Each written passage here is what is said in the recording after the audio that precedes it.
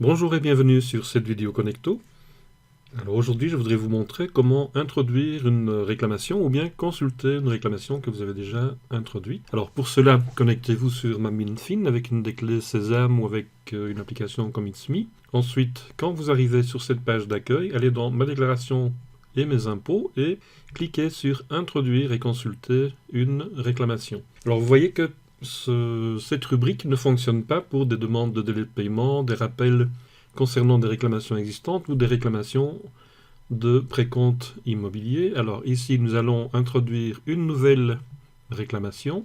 Nous allons choisir l'impôt des personnes physiques, puisque nous allons contester en fait le calcul d'un impôt. Cliquez sur Introduire, voilà. Alors ici, la page reprend vos données.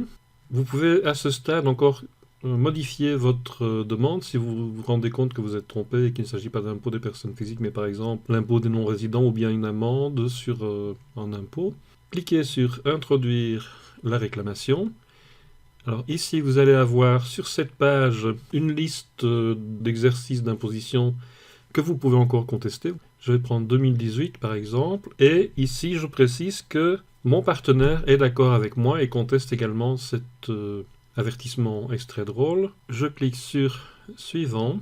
Ici, dans les justifications, je peux soit expliquer ma réclamation dans le cadre ci-dessous. Donc, je peux également ajouter des fichiers à ma réclamation.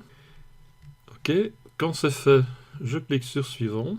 Ici, vous avez deux possibilités, deux options. Vous pouvez demander à être entendu par un collaborateur en charge du dossier, et dans ce cas-là, vous recevrez une invitation à vous présenter dans les bureaux dans les 30 jours. Vous pouvez également ajouter vos propres références si vous ne souhaitez pas utiliser les références du SPF Finance. Ici, on va simplement demander à être entendu par un collaborateur.